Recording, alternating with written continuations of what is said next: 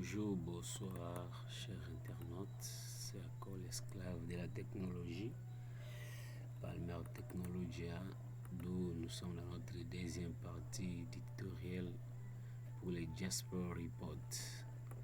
Pour réaliser ce tutoriel, il faudra avoir des prérequis d'abord. C'est la manipulation de la base de données, les interfaces, et ainsi de suite.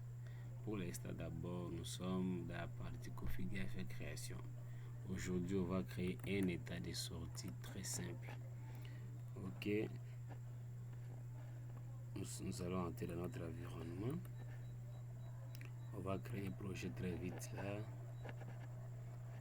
dont je vais nommer Nola. Botton, patienter un peu. Ok, projet Java. Ok, je vais appeler état. Je peux dire Jasper Report.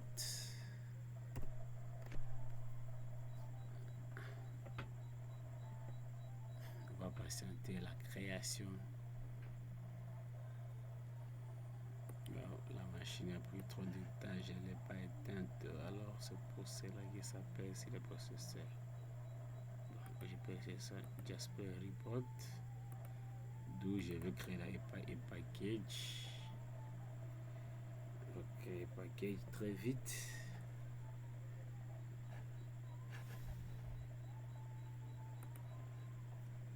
Je peux dire report, ça dépend de la façon dont vous allez les nommer.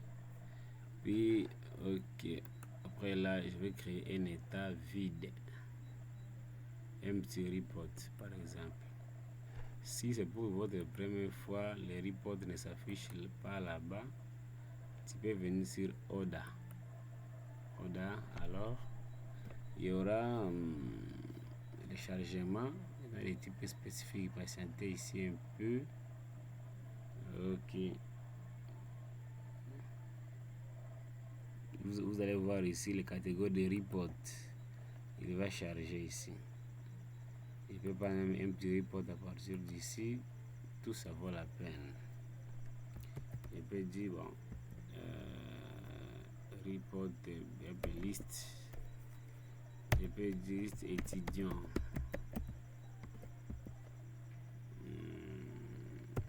Je fais enter, là c'est l'emplacement. Je peux laisser par défaut comme ça. Il va prendre les petits avis que c'est plugins. La machine a fait au moins plusieurs jours sans l'éteindre. C'est pour cela que ça pèse pendant l'exécution. Ok, maintenant nous y sommes. Comme nous sommes là, l'état de sortie est vierge.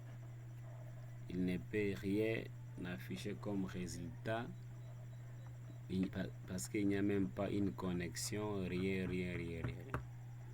Les datasets. Bon, pour notre cas, figure d'espèce, vu que nous savons pour y arriver ici à avoir déjà un certain niveau, on a utilisé MySQL comme base de données avec comme version 3.2, ou après avoir la CPH MyAdmin, vous pouvez tout serrer ici.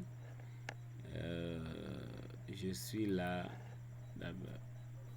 le RAM serveur où j'avais une base de données bibliothèque DB où j'aimerais utiliser avec sa table étudiant.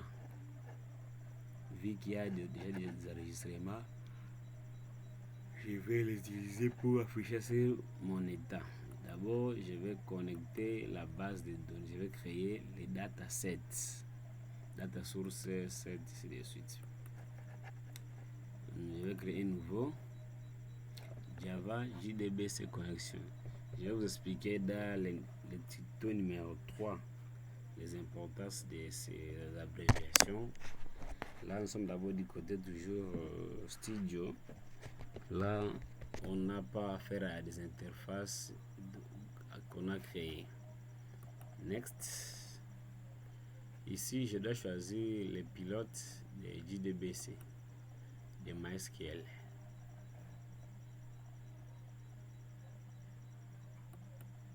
Nous sommes là. Je peux dire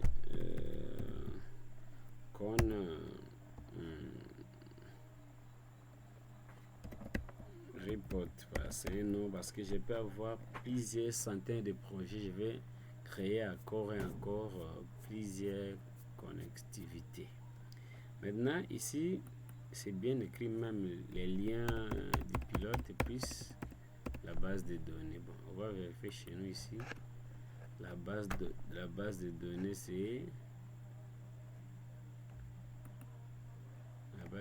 c'est quoi? Bibliothèque DB. Je vais seulement copier son nom là. Vous le saisissez, ça dépend de votre force.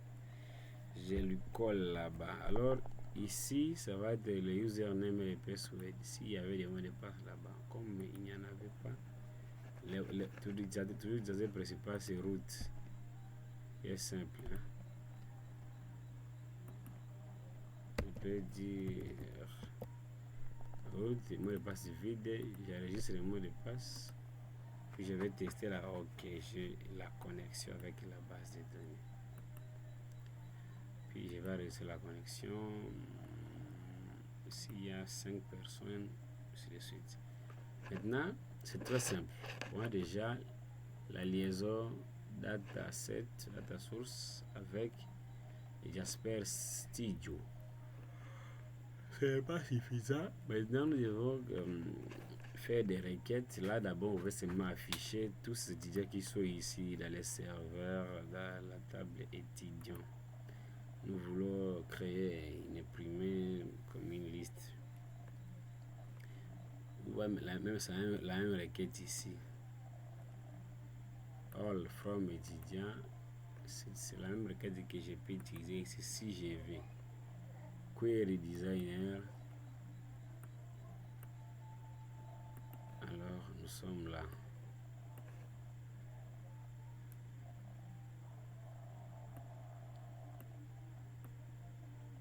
Parce que le query language, c'est un SQL. Il y en a plusieurs types de requêtes. On peut utiliser les Excel pour les data sources. Mais moi, je vais copier seulement ça là-bas. Select all from étudiant. Table étudiant. Donc, je ne force rien. J'ai déjà toutes les colonnes qui composent cette table-là.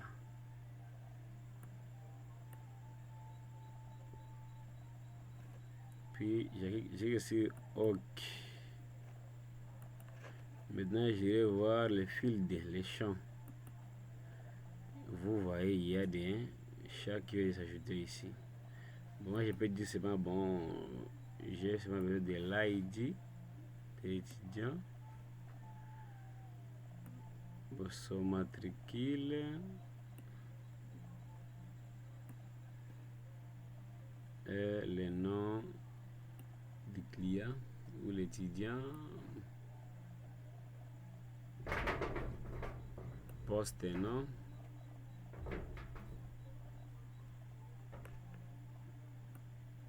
Même la promotion, on peut dire ça. Je peux me limiter par là. Bon. Là d'abord, on va pas faire le design. Il faut toujours arrêter de côté design et XML aussi. Sinon, vous allez croire que c'est enregistré parce que ce n'est pas enregistré. J'enregistre. Il suffit seulement donc de simuler. Vous allez voir les résultats. Ok, vous voyez, il y a mes informations comme demandé là-bas. Il suffit seulement maintenant de les traiter ainsi de suite. Toutes ces informations sont ici.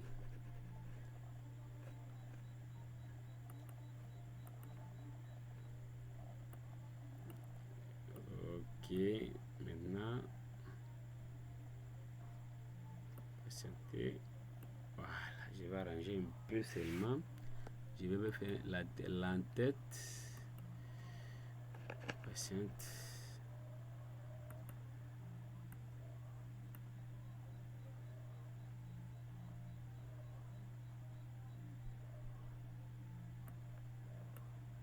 Ok, je vais les relier. Parfois, il ne faut pas laisser l'entête avec des noms de la base de données. C'est décossé.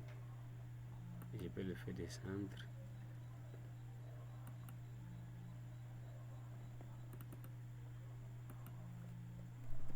c'est ma matricule. Après matricule,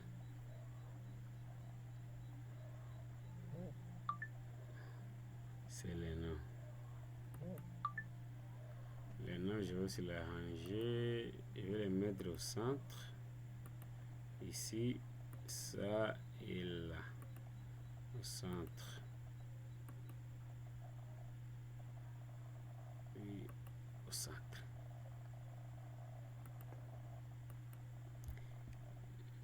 Et ici.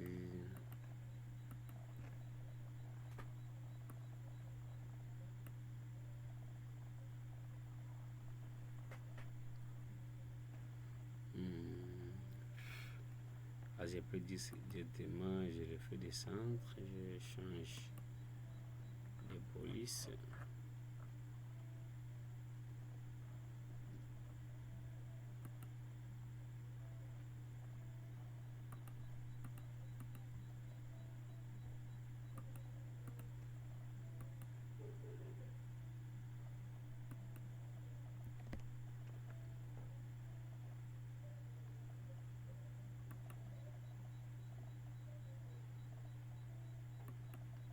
Ok, là maintenant tous ces champs auront presque la même.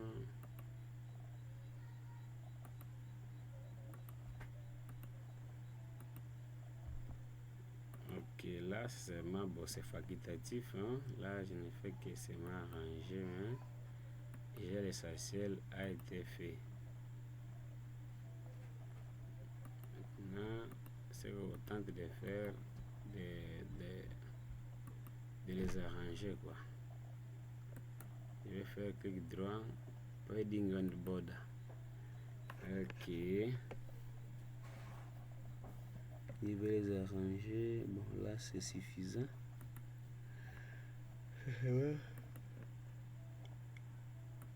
Ici,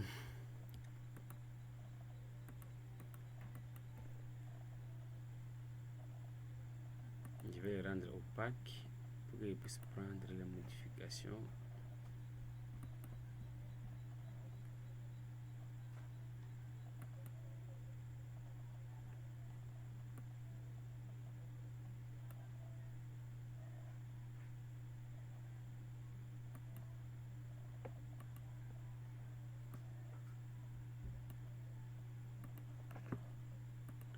Si vous enregistrez, vous entrez aussi là-bas.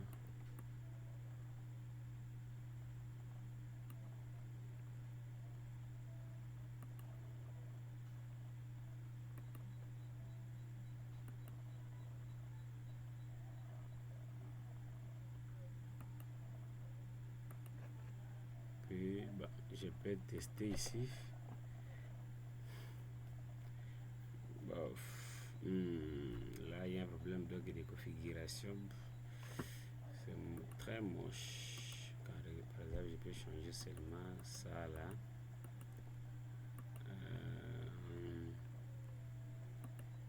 C'est ça.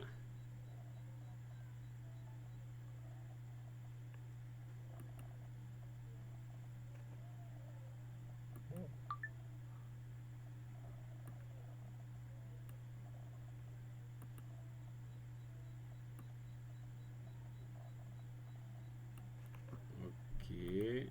Si on testait encore et encore,